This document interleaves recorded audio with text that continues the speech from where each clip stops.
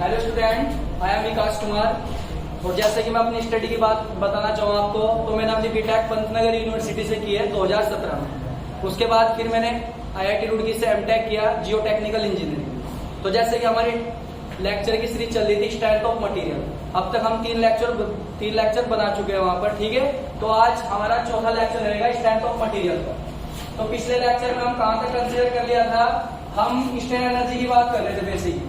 तो चलो पहले मैं ऐसे ही थोड़ा डिफाइन कर लेता हूँ क्या क्या चीजें थी भाई। रिवीजन, स्ट्रेन एनर्जी बताया था, रेजिलेंस बताया था क्या होता है रेजिलेंस, एक बताया था प्रूफ रेजिलेंस क्या होता है, ठीक है। यहाँ पर नेक्स्ट बताया था modulus of resilience, modulus of resilience. तो अगर मैंने बताया था आपको क्या बताया था स्ट्रेन एनर्जी, तो स्ट्रेन एनर्जी क्या होती है बेसिकली, जब हम किसी मटेरियल पर लोड लगाते हैं, जब हम किसी मटेरियल पर लोड लगाते हैं और उस लोड का मैग्नीट्यूड कहां तक रहता है, इलास्टिक लिमिट तक रहता है, तो मटेरियल की क्या होती है, शेप चेंज हो जाती है। वो शेप क्यों चेंज होती है वहां पर, मटेरियल की शेप इसलिए चेंज होती है क्योंकि मटेरियल ने अपने अंदर कुछ एनर्जी स्टोर करके रखता है वहां पर। लेकिन जैसे हम लोड को हटा देंगे तो मटेरियल अपनी ओरिजिनल स्टेट में क्या जाता है, वापस आ जाता है। क्यों आ रहा है अपनी मटेरियल अपनी ओरिजिनल स्टेट में, क्योंकि मटेरियल पर जब हमने लोड लगाया था, लोड लगाने के कारण क्या किया था, उसने अपने अंदर कुछ एनर्जी स्टोर की थी। और जैसे हम लोड को हटा देंगे तो उसके अंदर स्टोर हुई एनर्जी क्या होती है, रिलीज हो जाती है, और जिसके कारण मटेरियल अपनी ओरिजिनल स्टेट में क्या जाता है, वापस आ जाता है। तब मटेरियल ने अपने अंदर जितनी एनर्जी स्टोर की, उस एनर्जी को क्या बोलते थे, यहाँ पर स्ट्रेन एनर्जी बोलते थे। क्या बोलते थे उसे, स्ट्रेन एनर्जी। समझ गए यहाँ तक बात, ठीक है। दूसरी क्या चीज होती है यहाँ पर, रेजिलेंस। रेजिलेंस भी एक प्रकार की स्ट्रेन एनर्जी ही होती है।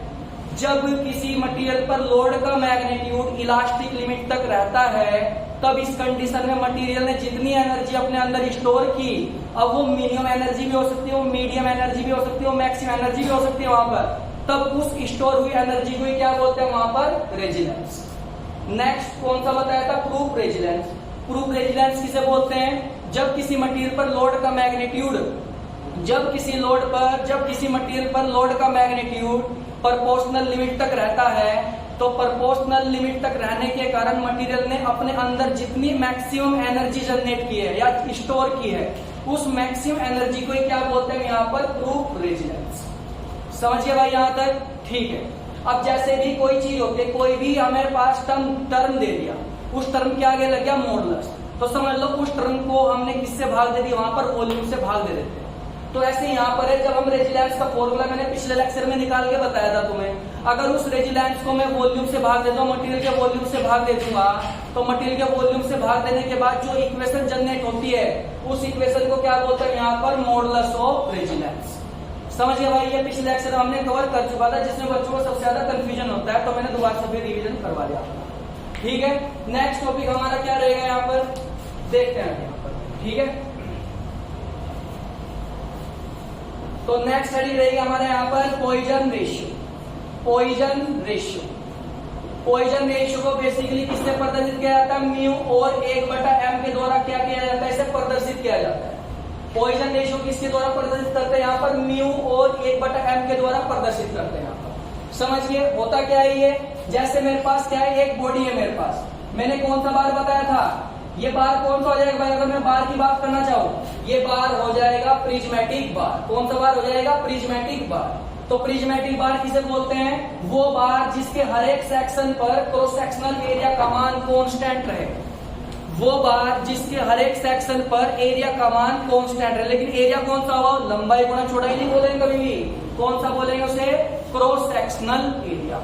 तो जब किसी बार के हर एक सेक्शन पर क्रॉस सेक्शनल एरिया का मान कांस्टेंट रहता है, तो उस बार को हम क्या बोलते हैं, प्रिज्मेटिक बार बोलते हैं। क्या बोलते हैं उसे, प्रिज्मेटिक बार। जैसे मैंने यहाँ पे एक बार कंसीडर कर रखा है, इस बार का एक एंड क्या कर रखा है भाई, बिल्कुल फिक्स कर रखा है। ये क्या कर रखा है, मैंने फिक्स कर रखा है, और इस पर मैंने कौन सा फोर्स लगाया है, यहाँ पर एक टेंशन फोर्स लगा रखा है। समझिए यहाँ तक। तो वो एक्सिस या वो लाइन जो बीम के बीचों बीच से होके जाती है, उस लाइन को क्या बोलते हैं, उस लाइन को क्या बोलते हैं, लॉन्गिट्यूडनल एक्सिस। लेंथ के अलोंग जो एक्सिस होती है, उस एक्सिस को हम क्या बोलते हैं यहाँ पर, लॉन्गिट्यूडनल एक्सिस। क्या बोलते हैं उसे, लॉन्गिट्यूडनल एक्सिस। हिंदी में बोलते हैं इसे अनुदैर्घ्य अक्ष। ठीक है भाई यहाँ तक, चलो सही हो गया, ये हो गया यहाँ तक। लॉन्गिट्यूडनल एक्सिस की जो लंबवत डायरेक्शन होती है, जो परपेंडिकुलर डायरेक्शन होती है, उस डायरेक्शन में जो एक्सिस होती है, उस एक्सिस को क्या बोलते हैं यहाँ पर, लैटरल एक्सिस बोलते हैं। क्या बोलते हैं उसे, लैटरल एक्सिस। लैटरल एक्सिस का दूसरा नाम एक और होता है, उसे क्या बोलते हैं, ट्रांसवर्सिस एक्सिस भी बोलते हैं। क्या बोलते हैं उसे, ट्रांसवर्सिस एक्सिस। माना स्टार्टिंग में इस बार की जो लेंथ है वो लेंथ कितनी यहाँ पर L। माना स्टार्टिंग में इस बार का जो डायमीटर है, जो व्यास है वो कितना है यहाँ पर, स्मॉल d। जब मैं इस बार पर लोड लगाऊंगा तो लोड लगाने के कारण क्या होगा, लोड कौन से नेचर का है यहाँ पर, टेंसाइल नेचर का। टेंशन को हिंदी बोलते हैं तनन बल, समझ गए। जब हम किसी बार पर टेंशन फोर्स लगाएंगे तो टेंशन फोर्स लगाने के कारण क्या होगा, बार की लेंथ में चेंज होगा। उस चेंज के दौरान क्या होगा, उसकी बार की लेंथ क्या होगी, इंक्रीज होगी। लेकिन जब बार की लेंथ इंक्रीज होगी लेकिन उसका डायमीटर क्या हो जाएगा, कुछ घट जाएगा। वहां पर डायमीटर क्या हो जाएगा, उसका रिड्यूस हो जाएगा। तो चलो मैं दोबारा से बनाता हूँ ये डायग्राम। जैसे मैंने इस पर फोर्स लगाया, टेंशन फोर्स, एक एंड क्या कर रखा है, इसका फिक्स कर रखा है। ये एक्सिस कौन सी थी यहाँ पर, लॉन्गिट्यूडनल एक्सिस। तो जब मैं इस पे टेंशन फोर्स लगाऊंगा तो टेंशन फोर्स लगाने के कारण क्या होगा, इसकी लेंथ में क्या होगा भाई, यहाँ पर इंक्रीमेंट होगा। इसकी लेंथ में क्या होगा, यहाँ पर इंक्रीमेंट होगा, लेकिन इसका डायमीटर क्या हो जाएगा, यहाँ पर घट जाएगा। इसका डायमीटर कितना रिड्यूस हुआ वहां पर, चलो देख लेते हैं। माना इतना रिड्यूस हो गया, हमारा डेल्टा D1 और इधर से भी कितना हो गया, डेल्टा D2 हो गया। लेकिन लेंथ में कितना इंक्रीमेंट हुआ यहाँ पर, डेल्टा L का इंक्रीमेंट हुआ। ओरिजिनल लेंथ कितनी थी इसकी स्टार्टिंग में, L थी। ओरिजिनल डायमीटर कितना है इसका, स्मॉल d था। तो टोटल डायमीटर में कितना चेंज हुआ इसके, तो डेल्टा D बराबर क्या लिख देंगे यहाँ पर, डेल्टा D1 प्लस के डेल्टा D2। क्योंकि डेल्टा D1 ये चेंज हुआ, डेल्टा D2 ये चेंज हुआ, तो टोटल डायमीटर में कितना चेंज आया उसके, डेल्टा D1 प्लस के डेल्टा D2। टोटल चेंज इतना है, समझ गए यहाँ तक, ठीक है। अब देखो लेंथ की डायरेक्शन वाली एक्सिस को क्या बोलते थे वहां पर, लॉन्गिट्यूडनल एक्सिस बोलते थे। लॉन्गिट्यूडनल एक्सिस के अलोंग जितनी स्ट्रेन जनरेट होती है उस स्ट्रेन को क्या बोलते हैं यहाँ पर, लॉन्गिट्यूडनल स्ट्रेन। तो लॉन्गिट्यूडनल स्ट्रेन कितनी हो जाएगी भाई यहाँ पर, लॉन्गिट्यूडनल स्ट्रेन। स्ट्रेन मैंने तुम्हें पहले लेक्चर में बता दिया था, स्ट्रेन क्या बोलते हैं हिंदी में, विकृति। लंबाई में चेंज बटे ओरिजिनल लंबाई के रेशियो को क्या बोलते हैं यहाँ पर, स्ट्रेन। लेकिन यहाँ पर एक टर्म लग गया लॉन्गिट्यूडनल। तो लेंथ के अलोंग किसी बार की लेंथ में जितना चेंज होता है उस चेंज को हम क्या बोलते हैं यहाँ पर, लॉन्गिट्यूडनल स्ट्रेन को। तो लेंथ के अलोंग कितना चेंज हुआ, कितनी लेंथ में चेंज हुआ यहाँ पर, डेल्टा L। तो डेल्टा L बटे ओरिजिनल लंबाई कितनी थी इसकी, L।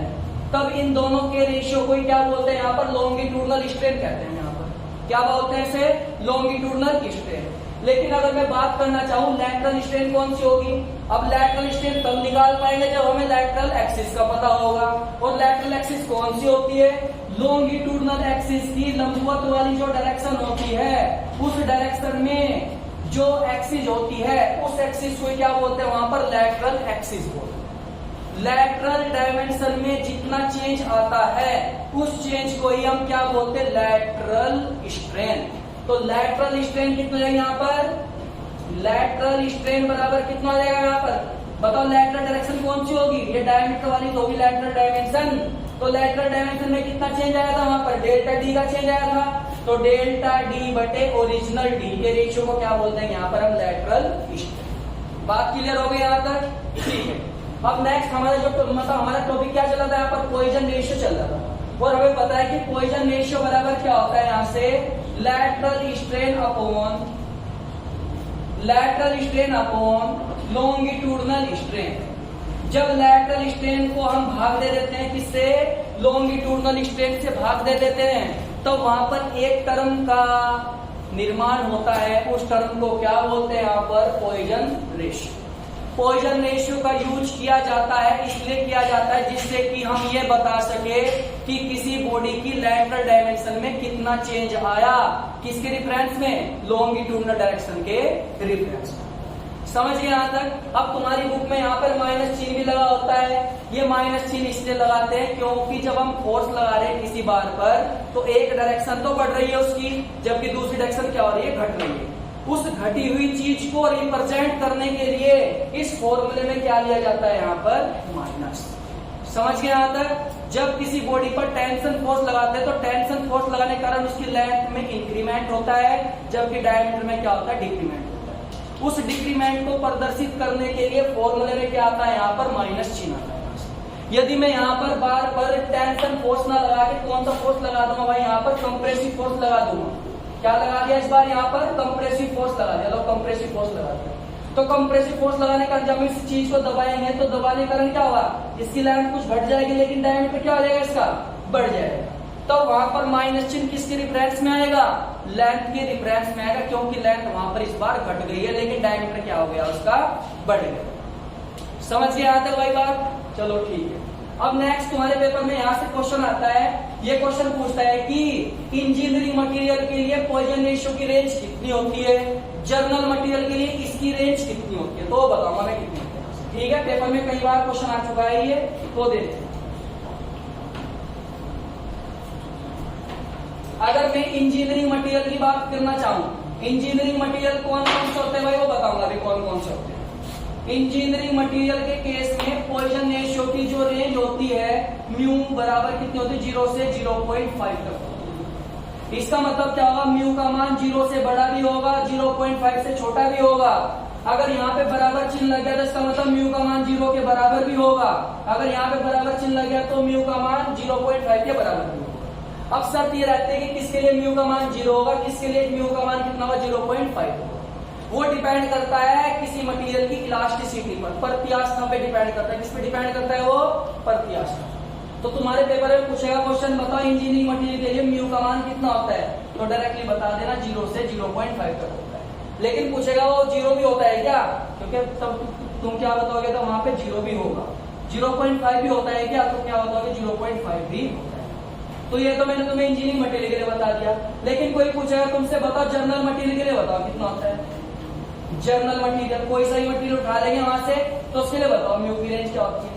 उसकी रेंज होती है -1 से 0.5। समझ गए?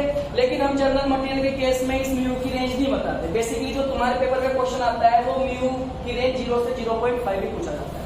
अगर कहीं क्वेश्चन में डिफाइन नहीं कर रखा कि कौन सा मटेरियल है, इंजीनियरिंग मटेरियल है, जर्नल मटेरियल है, तब तुम्हें रेंज कौन सी रेंज है, 0.05 पे तुम्हें निशान लगा के आना है। समझ गए यहाँ तक भाई?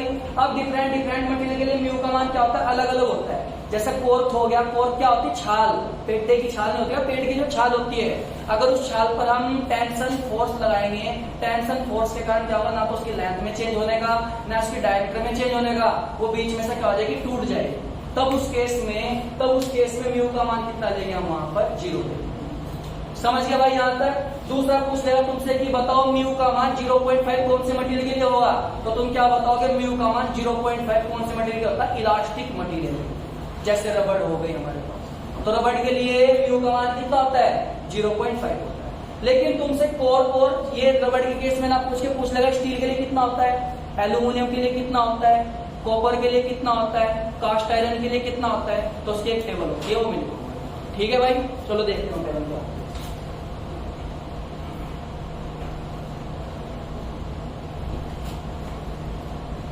जैसे यहाँ पे मटेरियल लिख लेंगे, एक साइड में मटेरियल लिख लो, यहाँ से दूसरी साइड में लिख लो म्यू।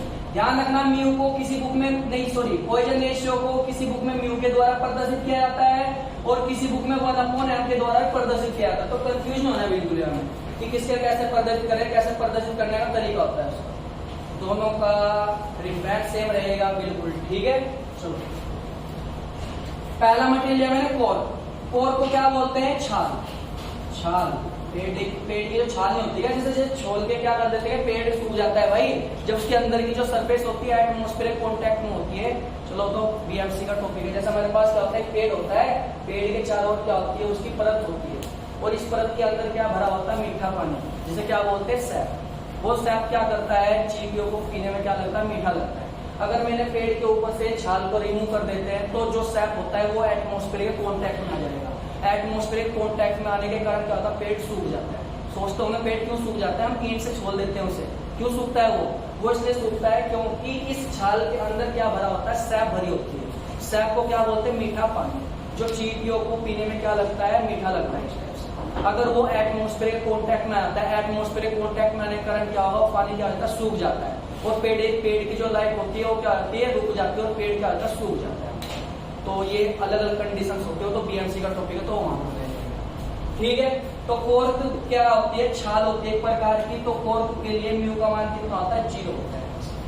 दूसरा कोई पूछने लगे इलास्टिक मटेरियल के लिए कितना होता है, इलास्टिक मटेरियल के लिए तो कितना होता है, 0.5 होता है। इलास्टिक मटेरियल के केस में क्या आ जाएगा, रबड़ आ जाएगा यहाँ से। ठीक है, और देख लेंगे वहां पे जो ही मटेरियल आता है यहाँ से, ये होता है। तीसरा कौन सा होता है, स्टील होता है, स्टील के लिए भी कुछ होता है। चौथा क्या होता है, एल्यूमिनियम के लिए भी होता है, यहाँ पे कुछ होता है। ठीक है, तो देखते हैं यहाँ पर कितना होता है, स्टील के लिए कितना होता है।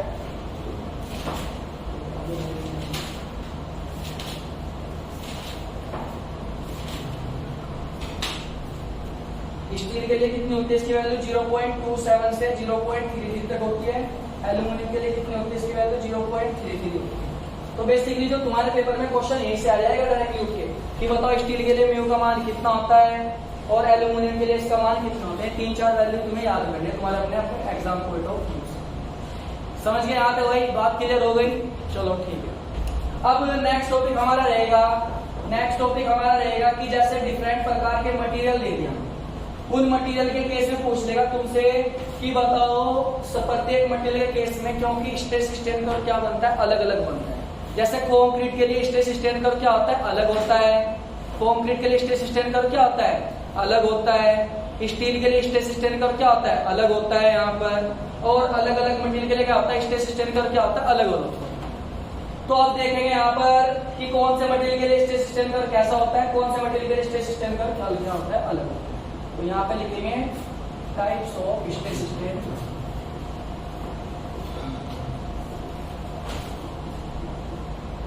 For different type of material.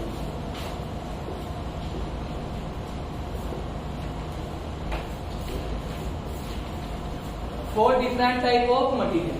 तो पहला मटेरियल है भाई plastic material. Plastic material, plastic material ले लो, या क्या बोल दो ideal plastic material. Ideal plastic material, ideal plastic material. तो ये हो गया यहां से। अब ये आइडियल प्लास्टिक मटेरियल कौन सा होता है, ये प्लास्टिक मटेरियल कौन सा होता है, जैसे मैंने तुम्हें इससे पिछले वाले लेक्चर में बताया। समझ गया यहां तक। प्लास्टिक मटेरियल कौन सा होता है कि वो मटेरियल जिस पे लोड का मान तो कांस्टेंट रहता है, जिस पर लोड का मान तो कांस्टेंट रहता है, लेकिन लगातार स्ट्रेन का मान क्या होता है, इंक्रीज होता रहता है। तो वो मटेरियल जिस पर लोड का मान कांस्टेंट रहे लेकिन स्ट्रेन का मान लगातार इंक्रीज होता रहे, तब इस प्रकार के मटेरियल को हम क्या बोलते हैं, प्लास्टिक मटेरियल बोलते हैं। समझिए भाई यहाँ तक। तो इस केस में तुमसे पूछ लेगा, पेपर में आते हैं क्वेश्चन डायरेक्टली ये करके, 4 कर्व बनाने दे देगा तुम्हें और पूछ लेगा बताओ इसमें से आइडियल प्लास्टिक का कर्व कौन सा है, तो डायरेक्टली तुम्हें निशान लगाना है। ठीक है भाई यहाँ तक। चलो देखते हैं इसके लिए क्या होगा। स्ट्रेस स्ट्रेन कर्व क्या होता है, एक्स एक्सिस पे क्या होती है, स्ट्रेन होती है। वाई एक्सिस पे क्या होती है, यहाँ पर स्ट्रेस होती है। समझ गए। तो जब किसी मटेरियल पे मैंने लोड लगा दिया तो लोड का मान तो बढ़ रहा है, बिल्कुल बढ़ता जा रहा है, बढ़ता जा रहा है, लेकिन स्ट्रेन का मान बिल्कुल भी बढ़ी ना वहां पर। लेकिन एक कंडीशन ऐसी आएगी जैसे कि मैंने लोड का मान को कांस्टेंट कर दिया, लेकिन उसके बाद फिर उसमें स्ट्रेन का मान क्या होता है, लगातार बढ़ता चला जाता है। तो जहां पे भी तुम्हें इस प्रकार का कर्व दिखाई देगा तो समझ लो कौन से मटेरियल का कर्व है वहां पर, प्लास्टिक मटेरियल का या आइडियल प्लास्टिक मटेरियल का कर्व। समझ गया भाई बात यहाँ तक। ठीक है, चलो नेक्स्ट दूसरा इलास्टिक मटेरियल का कर्व। इलास्टिक मटेरियल का कर्व।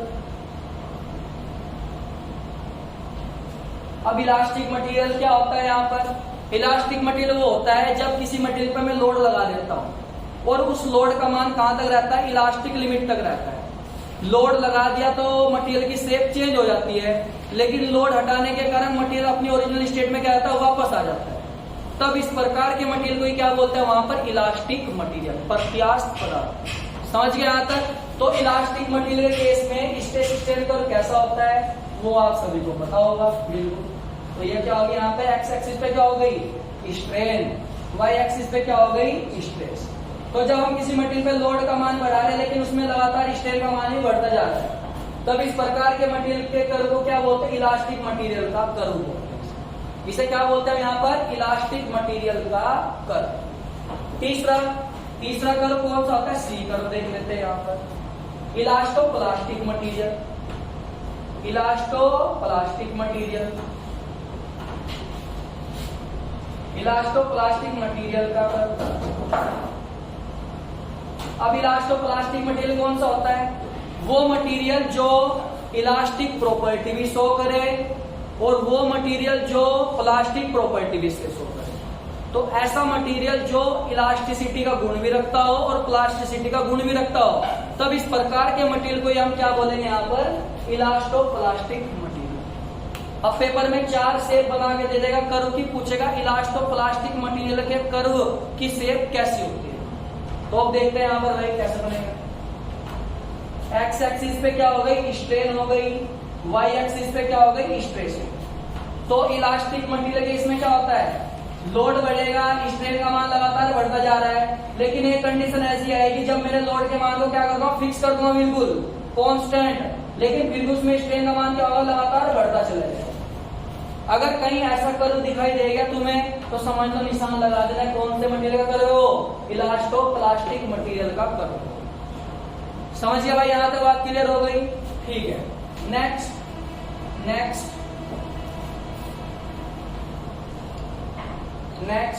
सी डी। अब पूछेगा तुमसे वहां पर वो elastic material with strain hardening, elastic material with strain hardening material करो, बताओ क्या होगा? अब मैंने तुम्हें पिछले लेक्चर में बताया था, जब स्ट्रेस स्ट्रेन कर्व पढ़ाया था, उसकी सारी प्रॉपर्टी बताई थी। स्ट्रेन हार्डनिंग क्या होती है? किसी मटेरियल की वो प्रॉपर्टी, जब हम किसी मटेरियल पे लोड लगाते हैं तो मटेरियल के अंदर जो मॉलिक्यूल्स होते हैं वो मॉलिक्यूल्स क्या हो जाते हैं? टूट जाते हैं। और कुछ मॉलिक्यूल्स ऐसे होते हैं जो टूटते नहीं वहां पर। तब क्या होगा? जो टूटे हुए मॉलिक्यूल्स है वो सही वाले मॉलिक्यूल्स की जगह चले जाएंगे, और जो सही मॉलिक्यूल्स है वो टूटे हुए मॉलिक्यूल्स की जगह चले जाएंगे। तब इस प्रोसेस को हम क्या बोलते हैं? Strain hardening. जब हम स्ट्रेन कर्व बनाते हैं किसी मटेरियल का, तो हम मटेरियल को फेलियर कब मान लेते हैं? जब मटेरियल यील्ड पॉइंट तक पहुंच जाता है, लेकिन बाद में भी उसकी श्रद्धा होती है, उसमें लोड का मान लगातार बढ़ता रहता है। क्यों बढ़ रहा है लोड का मान? वहां बाद में लोड का मान बढ़ता है कौन से कारण? किसके कारण? स्ट्रेन हार्डनिंग के कारण। और स्ट्रेन हार्डनिंग क्या होती है? मटेरियल के अंदर कुछ मॉलिक्यूल्स होते हैं, वो मॉलिक्यूल जो ब्रेक हुए मॉलिक्यूल है, जो टूटे हुए मॉलिक्यूल्स है, वो सही मॉलिक्यूल्स की जगह चले जाते हैं और सही वाले ब्रेक वाले की जगह आ जाते हैं। तब इस प्रोसेस को ही क्या बोलते हैं? Strain hardening. तो स्ट्रेन हार्डनिंग का क्या केस होगा यहाँ पर? जैसे देखते हैं अब यहाँ पर, तो जैसे मेरे पास एक्स एक्सिस पे क्या हो गई? यहाँ पर स्ट्रेन हो गई, वाई एक्सिस पे क्या हो गई? यहाँ पर स्ट्रेस हो गई। तो लोड का मान तो बढ़ रहा है लगातार, लोड का मान क्या हो रहा है? यहाँ से बढ़ रहा है, लेकिन इसमें स्ट्रेन का मान भी क्या हो रहा है? इंक्रीज हो रहा है। लेकिन मैंने बताया था जब स्ट्रेन हार्डनिंग जनरेट होती है तो बाद में जो कर्व होता है स्लोप की फॉर्म में आ जाता है। किसकी फॉर्म में आता है? स्लोप की फॉर्म में। तो यहाँ पे स्ट्रेन ये कैसा होगा? इस प्रकार। तो जहां पे भी तुम्हें 4 ऑप्शन में इस प्रकार का कर्व कहीं पे दिखाई दे गया तो समझ लो निशान लगा देना किसका कर्व हो? Elastic material with strain hardening. ठीक है। अब लास्ट हमारा रह गया यहाँ पर आइडियल फ्लूइड का कर्व कैसा होता है? आइडियल फ्लूइड क्या होता है वो देख लेते हैं हम। आइडियल फ्लूइड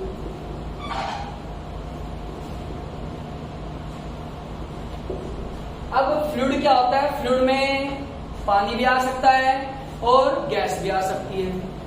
तो वो चीज या वो लिक्विड जिसके पास बहने की प्रॉपर्टी हो, वो फ्लूइड जिसके पास बहने की प्रॉपर्टी होती है, उस चीज को हम क्या बोलते हैं? फ्लूइड। अब फ्लूइड 2 प्रकार के होते हैं बेसिकली। जब मैं तुम्हें फ्लूइड मैकेनिक्स पढ़ाऊंगा आगे मैं पढ़ाऊंगा, 2 प्रकार के फ्लूइड होते हैं। एक तो वाटर होता है जिसे क्या बोलते हैं? लिक्विड। दूसरा क्या होता है यहाँ पर? गैस। तो 2 प्रकार के फ्लूइड होते हैं। पहला फ्लूइड कौन सा होता है? वाटर हो गया या लिक्विड हो गया। दूसरा क्या हो गया? यहाँ पर गैस हो गया। अब जो वाटर होता है, वाटर का जो वॉल्यूम होता है वो क्या रहता है? कांस्टेंट रहता है भाई यहाँ पर, जब तक कि हमें उसमें कोई टेम्परेचर नहीं दिया। लेकिन जब हम पानी को किसी कंटेनर में डाल देते हैं, ये पानी उसी की शेप ले लेता है। एक प्रॉपर्टी होगी। नेक्स्ट, पानी क्या होता है, इनकम्प्रेसिबल होता है, पानी को तो दबाया नहीं जा सकता। तो हम जब पानी किसी चीज को हम दबा नहीं सकते, उस चीज को क्या बोलते हैं, इनकम्प्रेसिबल। क्या बोलते हैं, इनकम्प्रेसिबल।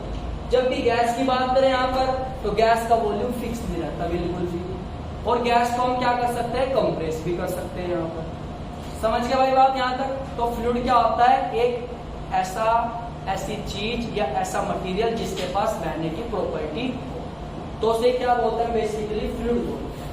फ्लूइड की कैटेगरी में दो चीजें आती है, एक तो वाटर हो गया, लिक्विड हो गया, दूसरी क्या चीज हो गई यहाँ पर, गैस हो गई। इनकी अलग अलग अपनी प्रॉपर्टी होती है यहाँ पर। समझ गए भाई यहाँ तक, चलो ठीक है। अब तुमसे पेपर में पूछ लेगा, बताओ आइडियल फ्लूइड है, तो आइडियल फ्लूइड का स्ट्रेस स्ट्रेन कर्व क्या होगा, आइडियल फ्लूइड का स्ट्रेस स्ट्रेन कर्व क्या होगा, तो वो देखेंगे सबसे पहले। अब जैसे मैंने क्या किया, जैसे मेरे पास पानी है, पानी को मैंने यहाँ पे डाला, तो डालने के कारण क्या होगा, पानी लगातार बहता रहेगा। तो पानी जब लगातार बहता रहता है, तो बहने के कारण क्या होगा, उसमें केवल स्ट्रेन का मान ही जनरेट होगा, उसमें फोर्स का मान जनरेट होगा ही नहीं। तो इस केस में हम क्या बनाएंगे, कैसे बनाएंगे यहाँ पर स्ट्रेस स्ट्रेन कर्व इसका, ये एप्सिलॉन हो गया, ये क्या होगी, स्ट्रेस हो गया। तो लोड का मान तो बढ़ेगा नहीं, क्योंकि जो पानी होता है, जो गैस होता है, बगैर फोर्स लगाए ही बहती रहती है वो। तो बगैर फोर्स लगाए ही कोई चीज बहती रहे, तब उसका स्ट्रेस स्ट्रेन कर्व कहाँ पे आ जाएगा, एक्स एक्सिस को थोड़ा क्या कर देंगे, वहां पर ठीक कर देते, थोड़ी मोटी कर देते। तो जहां पे भी तुम्हें इस प्रकार का कर्व दिखाई देगा, तो वो कर्व किसका होता है, यहाँ पर आइडियल फ्लूइड का कर्व होता है। समझ गया भाई बात, क्लियर यहां तक, चलो ठीक। Next,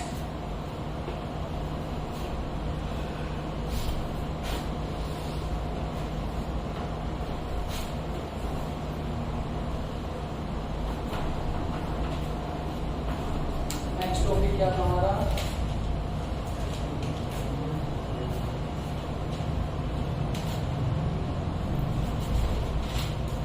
next. अब हम किसी बार का उसके खुद के वेट के कारण क्या देखेंगे, डिफ्लेक्शन देखेंगे। तो deflection due to the self weight के कारण किसी बार में डिफ्लेक्शन कितना कितना होता है वो देखेंगे। समझ गए भाई बात यहाँ तक। तो बेसिकली सोम में हम क्या करते हैं, दो मटेरियल पर डिफ्लेक्शन के मान देखते हैं उनके खुद के वेट के कारण। पहला बार कौन सा होता है, पहला बार होता है रेक्टेंगुलर बार। दूसरा बार कौन सा होता है मेरे पास, कोनिकल बार। कोनिकल बार को क्या बोलते हैं, शंकु बोलते हैं, हिंदी में क्या बोलते हैं उसे, शंकु। तो सबसे पहले हम उसके खुद के वेट के कारण उसकी लेंथ में कितना परिवर्तन हो रहा है, उस परिवर्तन को देखेंगे। समझ गए भाई यहाँ तक, ठीक है। तो जैसे मैंने पहला बार लिया यहाँ पर, पहला बार कौन सा, सेक्शन कौन सा इसका, रेक्टेंगल। सेक्शन कौन सा इसका भाई, रेक्टेंगल।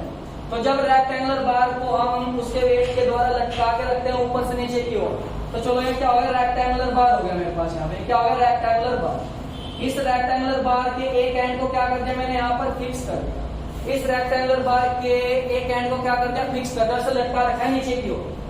माना इसकी जो लंबाई हो गई, यहाँ पर लंबाई कितनी हो गई इसकी, L हो गई। माना जो रेक्टेंगुलर बार है, जो से मटेरियल से बना हुआ है, उस मटेरियल की जो यूनिट वेट हो गया, भार घनत्व हो गया, वो कितना ले लिया भाई मैंने यहाँ से, गामा ले लिया। कितना ले लिया यहाँ पर इसका, ये भार घनत्व कितना ले लिया इसका, गामा ले लिया। जब मैं इस बार को या इस रेक्टेंगुलर बार को क्या करूंगा, कट करूंगा, एक्स सेक्शन कट करूंगा, फिर इधर से देखूंगा, तो इधर से देखने के बाद मुझे क्या दिखाई देगा, यहाँ पर ये चीज दिखाई दे रही है। क्या चीज दिखाई दे रही है, ये चीज। माना इस चीज का जो एरिया है, वो एरिया कितना ले लिया मैंने यहाँ पर, ए ले लिया।